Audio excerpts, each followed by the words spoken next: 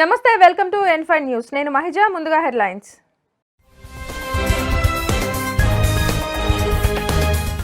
Covid నివారణ చర్యలపై CM సమీక్ష. కరోనా నిబంధనలు పక్కాగా అమలు చేయాలని ఆదేశం.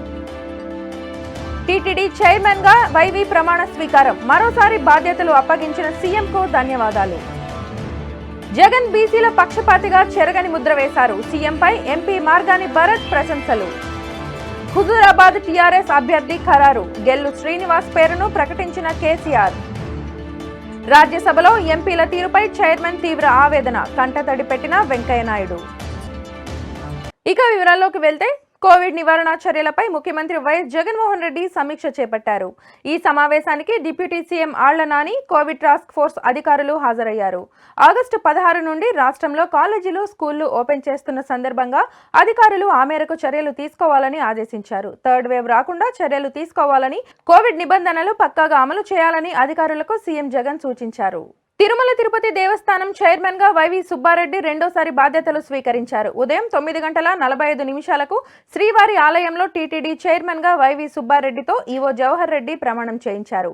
ఈ కార్యక్రమంలో డిప్యూటీ సీఎం నారాయణ స్వామి, మంత్రి పెద్దిరెడ్డి రామచంద్రారెడ్డి, ఎంపీ గురుమూర్తి, ఎమ్మెల్యేలు భూమన కరుణాకర్ రెడ్డి, చెవిరెడ్డి భాస్కర్ రెడ్డి, శ్రీనివాసులు, మధుసూదన్ రెడ్డి పాల్గొన్నారు. ఈ సందర్భంగా తనను నమ్మి తనకు మరోసారి టీటీడీ చైర్మన్ గా బాధ్యతలు అప్పగించిన సీఎం జగన్ కు వైవి సుబ్బారెడ్డి కృతజ్ఞతలు తెలిపారు. సీఎం ఆకాంక్ష మేరకు టీటీడీ బాధ్యతలను సమర్థవంతంగా నిర్వహిస్తానని వైవి తెలిపారు.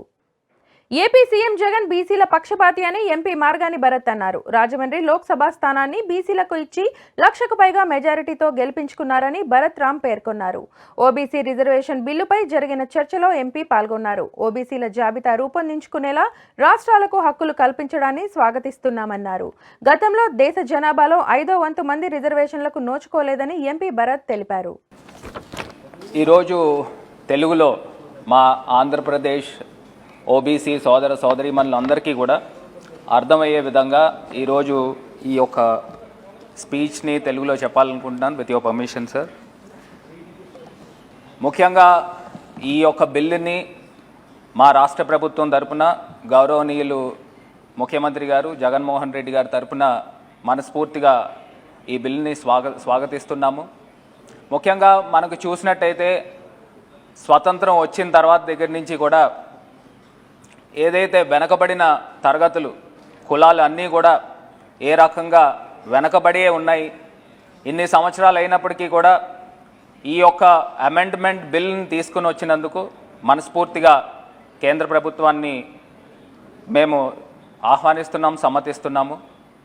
అన్ని రకాలుగా కూడా ఏదైతే మనకి చూసినట్టయితే సుమారుగా సామాజికంగా, విద్యాపరంగా వెనకబడిన తరగతులు అన్నిటిని కూడా ఎన్ని సంవత్సరాల్లో కూడా ముఖ్యంగా మనం చూసినట్టయితే నీట్ పరీక్షలు, నేషనల్ ఎంట్రన్స్ టెస్టుల దగ్గరకు వచ్చేసరికి, నీట్ పరీక్షల దగ్గరకు వచ్చేసరికి సుమారుగా ఏదైతే ఈ ఓబీసీ కులాలు ఉన్నాయో ఈ ఓబీసీ కులాలు అన్నీ కూడా సుమారుగా 4 సంవత్సరాల గణాంకాలు తీసుకున్నట్టయితే 40,000 పైచిలకు సీట్లు గతంలో కోల్పోయి ఉన్నాము.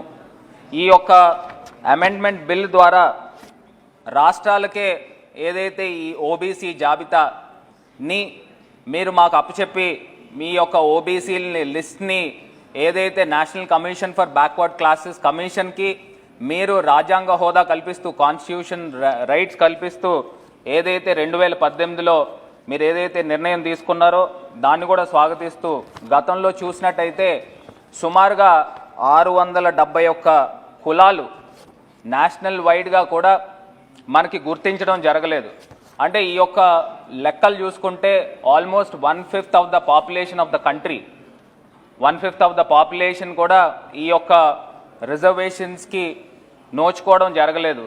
సో ఈ రోజున మీరు ఈ నిర్ణయం తీసుకున్నందుకు స్వాగతిస్తూ, ముఖ్యంగా మా రాష్ట్రంలో మా ముఖ్యమంత్రి గారు తీసుకున్న నిర్ణయం కూడా ఏదైతే లోకల్ బాడీస్లో 50% వారే రిజర్వేషన్ కిందన వాళ్ళకి సీట్లు కల్పిస్తూ, మా రాష్ట్రంలో సుమారుగా 56 కార్పొరేషన్లు ఏదైతే వెనకబడిన తరగతులకు ప్రతి కులానికి కూడా కార్పొరేషన్లు ఏర్పాటు చేసి దానికి చైర్మన్ల కిందన, డైరెక్టర్స్ కిందన కూడా ఏర్పాటు చేసి ఈ యొక్క దేశానికే ఒక రోల్ మోడల్ సెట్ చేసే విధంగా మా ముఖ్యమంత్రి గారు నిర్ణయాలు తీసుకున్నారు.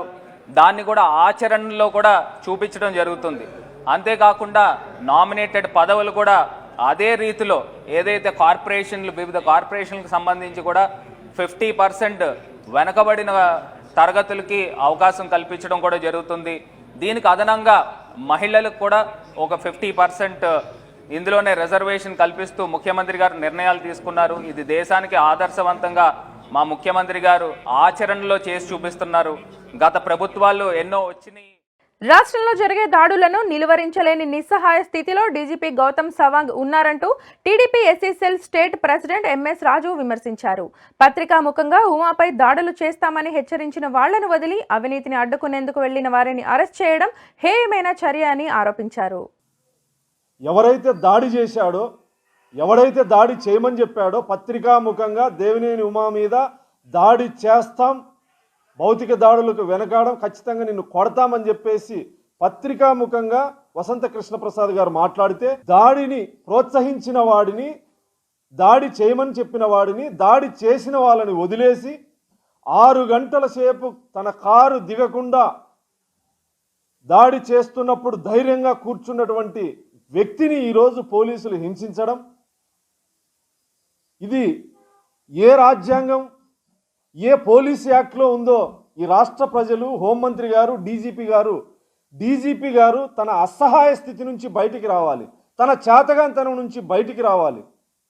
వసంత కృష్ణప్రసాద్ మీద సహజ వనరులు దోచేస్తున్నాడు, గ్రావెల్ అక్రమంగా అమ్ముకుంటున్నాడని చెప్పేసి దాన్ని నిరూపించడానికి వెళ్ళినటువంటి ప్రతిపక్ష పార్టీ నేతల్ని కాపు కాసి రాడ్లతోనూ రాళ్లతోనూ దాడులు చేస్తే, దాడి చేసిన వాళ్ళని రక్షణ కల్పించడం ఏ చట్టంలో ఉందో డీజీపీ గారు చెప్పాలి.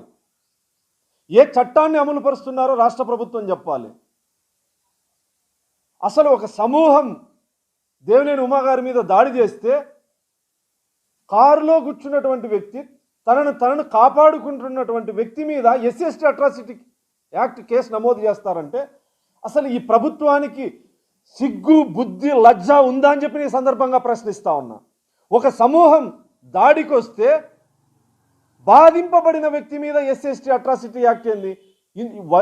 హోంమంత్రి గారు దళితురాలు, డీజీపీ గారు గిరిజనుడు, ఎస్సీ అట్రాసిటీ చట్టాన్ని ఎందుకు అపహాస్యం చేస్తా ఉన్నారు? ఎందుకు దుర్వినియోగం చేస్తూ ఉన్నారు? దాడి చేసినటువంటి వైసీపీ గుండాలని వదిలేసి, దాడి చేయించినటువంటి నరహంతకుడు లాంటి కృష్ణప్రసాద్ను వదిలేసి, వైసీపీ గుండాల కంటే అధ్వానంగా వ్యవహరిస్తున్నటువంటి కృష్ణా జిల్లా పోలీస్ యంత్రాంగం మీద చర్యలు తీసుకోకుండా, అంటే ఇది ఎలా ఉందంటే, మేము అవినీతి చేస్తాం, సహజ వనరుల్ని దోచేస్తాం, మమ్మల్ని ప్రశ్నించకూడదు, ప్రశ్నిస్తే దాడులు చేస్తాం, హత్య చేస్తామని చెప్పినటువంటి కృష్ణప్రసాద్ మాటల్ని మీడియా ముఖంగా మాట్లాడితే అతన్ని వదిలేసి ప్రజల పక్షాన, ప్రజల కోసం సహజ వనరులు కాపాడాల్సినటువంటి బాధ్యత ఉన్నటువంటి ప్రతిపక్ష నేతగా దేవినేని ఉమా గారు అక్కడికి వెళ్ళి మిమ్మల్ని ప్రశ్నిస్తే తిరిగి వస్తూ ఉంటే అసలు ఎంతటి అరాచక పాలనకు నిదర్శనం.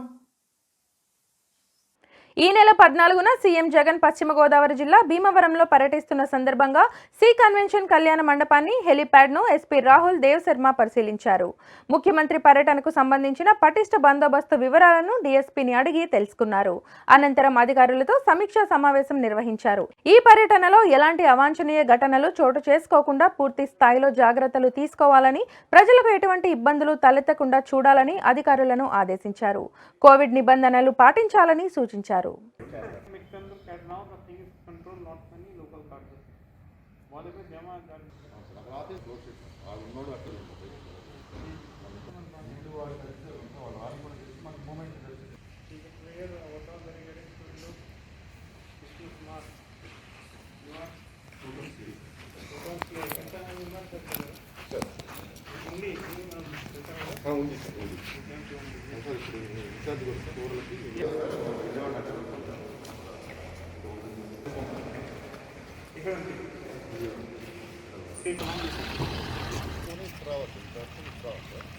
డైరెక్ట్గా మనకి ఇక్కడ పక్కనే ఉంది 200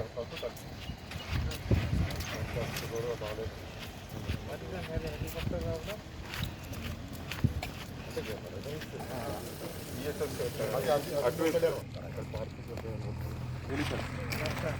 డైరెక్ట్గా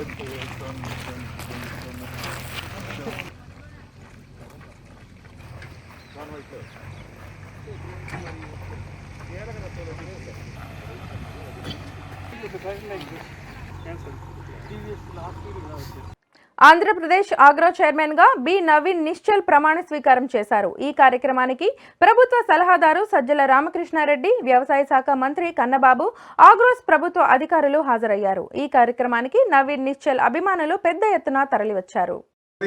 నేను ఆంధ్రప్రదేశ్ రాష్ట్ర వ్యవసాయ పరిశ్రమల అభివృద్ధి సంస్థ యొక్క చైర్మన్గా కంపెనీ యొక్క అన్ని రకాల చట్టాలను, ప్రభుత్వ ఆదేశాలను చిత్తశుద్ధితో పాటిస్తూ కంపెనీ యొక్క విధి విధానాల పట్ల పూర్తి విధేయతతో కంపెనీ అభివృద్ధికి, తద్వారా రైతాంగ అభివృద్ధికి కృషి చేస్తానని ప్రతిజ్ఞ చేస్తున్నాను.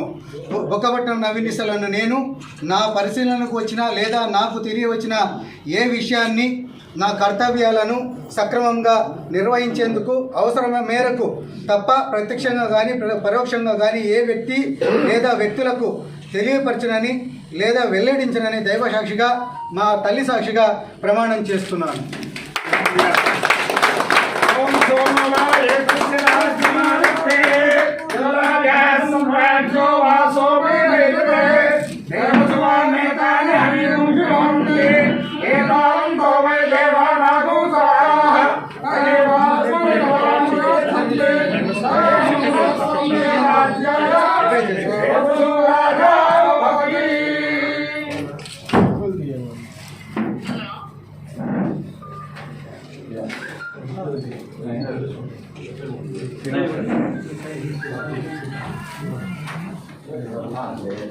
శతమానం భవతి హితాయు పురుషేంద్రియ ఆయుష్యేంద్రియే.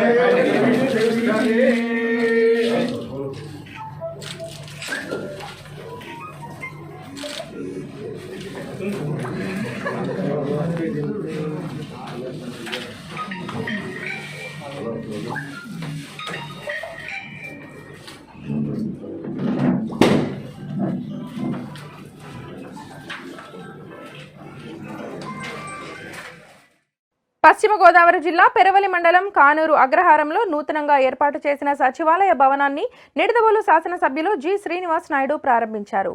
సచివాలయంలో ప్రజలకు మెరుగైన సేవలు అందించాలని సచివాలయ సిబ్బందిని ఆదేశించారు. ప్రజలకు ప్రభుత్వ సంక్షేమ పథకాలను అమలు చేయడంలో సచివాలయ సిబ్బంది ఆదర్శంగా నిలవాలని సూచించారు. ఈ కార్యక్రమంలో పలువురు పార్టీ నేతలు పాల్గొన్నారు.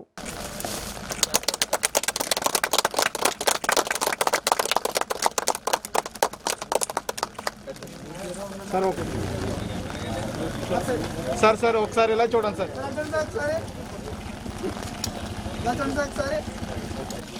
చక్కటి రోడ్డు జాగ్రత్తగా మెయింటైన్ చేసుకోండి. Okay sir. ఓకే.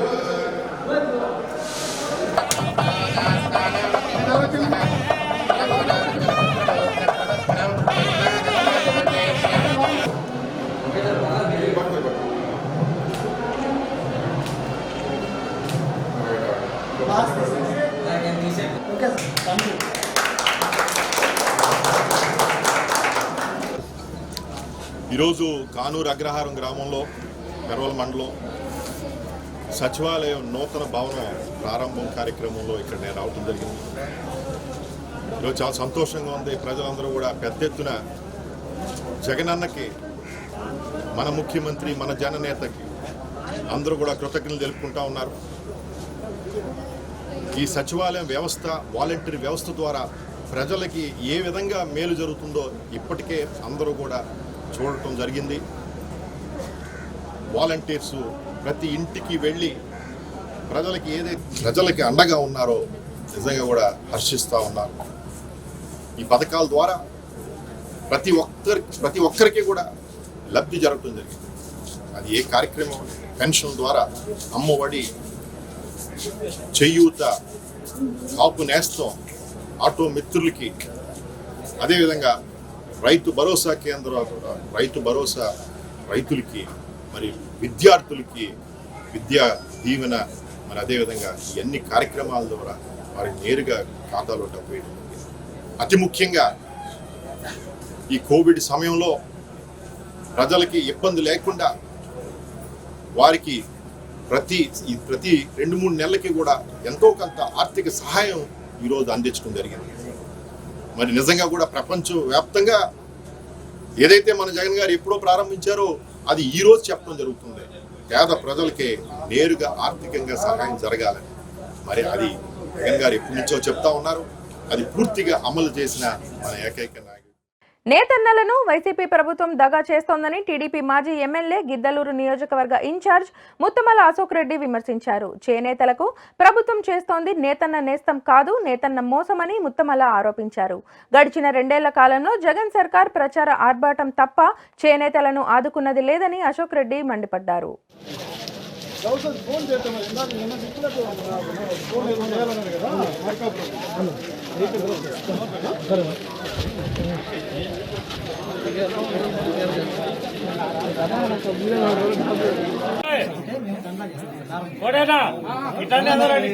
పట్టుదారం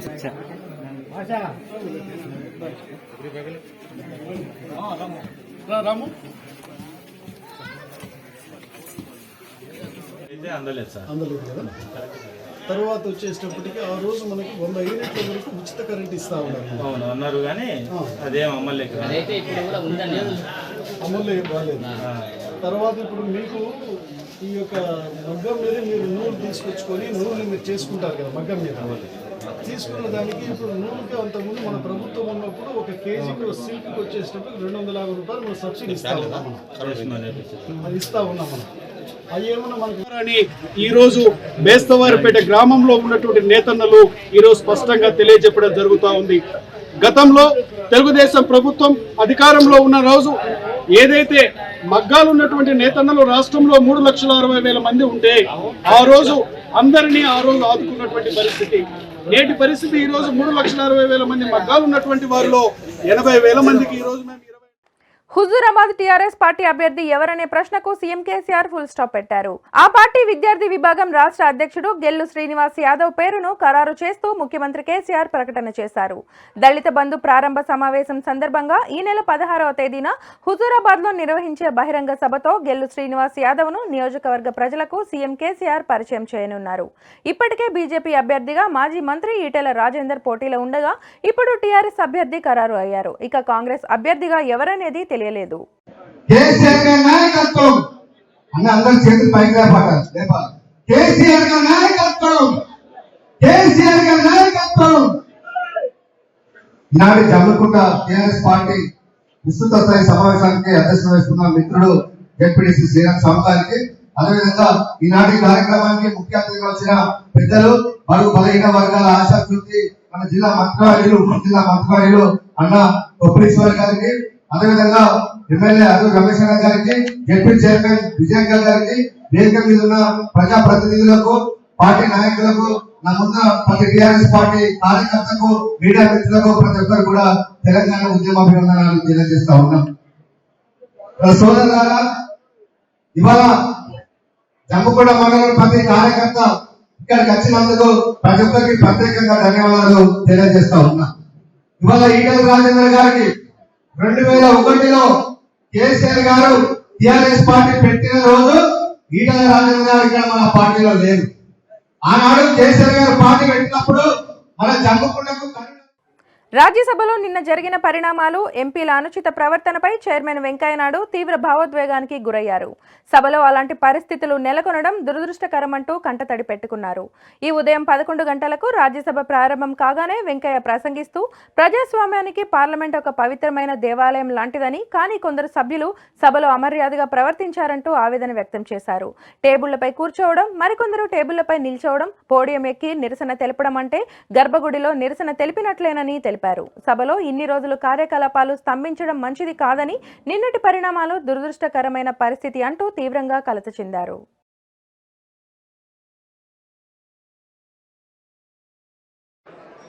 माननीय सभासद, माननीय सभापति जी,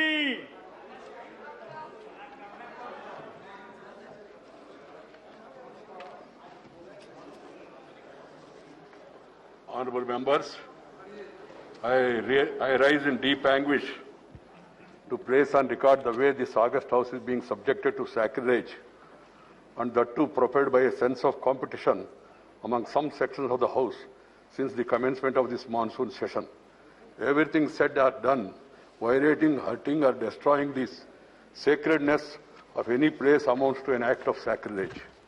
We are a land of temples, churches, mosques and gurudwaras.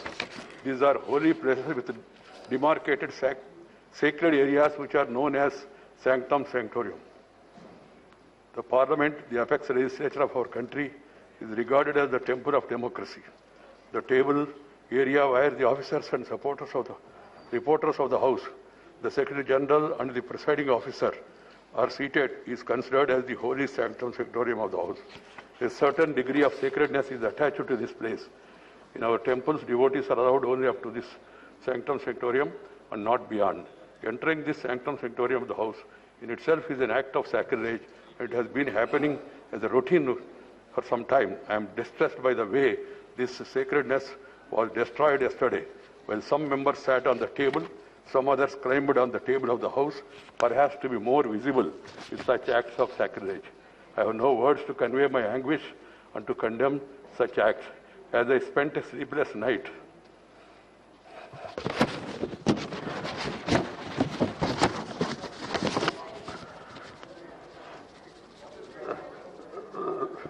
last night, I struggled to find out the provocation or reason for forcing this august house to hit such a low yesterday. A discussion on agriculture problems and solutions was listed. There can be difference of opinion and there can be a specific demand from anybody. They could have discussed it in the house, protested and voted against this thing. And you have got every right, members have got every right to demand for it withdrawal also. But it is for the government to act. You can't force the government to do this or not to do this. Different kinds are admitted by chair. Language used by the list of business is drafted in such a way that it is acceptable to all sections of the house without denting the thrust of the issue to be discussed. It happened yesterday too, and the chair has been doing it for a year. I find it difficult to understand as to why the subject was listed in the list of business for yesterday would have prevented any member to raise any issue concerning the farm sector, including 3 farm bills that some members were keen to raise in the house and even demanding their withdrawal. దర్శక ధీరుడు రాజమౌళి ఆర్ఆర్ఆర్ ని సరికొత్త స్టైల్లో promote చేస్తున్నాడు. ఆర్ఆర్ఆర్ అధికారిక Instagram ఖాతాను 10 రోజుల పాటు ఎన్టీఆర్ కి అప్పగించాడు. దీంతో ఎన్టీఆర్ ఉక్రెయిన్ సంగతులని వీడియోలుగా విడుదల చేస్తూ వస్తున్నాడు. రీసెంట్ గా ఆర్ఆర్ఆర్ అఫీషియల్ ఇన్స్టాగ్రామ్ లో ఓ వీడియోని అప్లోడ్ చేశాడు ఎన్టీఆర్.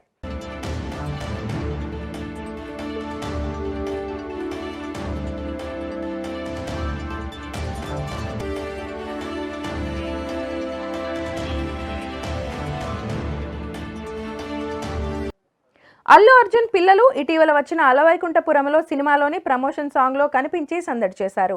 అర్హా బన్నీకి సంబంధించిన స్పెషల్ మూమెంట్స్ ని ఎప్పటికప్పుడు స్నేహారెడ్డి తన ఇన్స్టా ద్వారా షేర్ చేస్తున్నారు. తాజాగా బన్నీ తన ఇంట్లో కూతురితో కలిసి సరదాగా ఆడుతున్నాడు.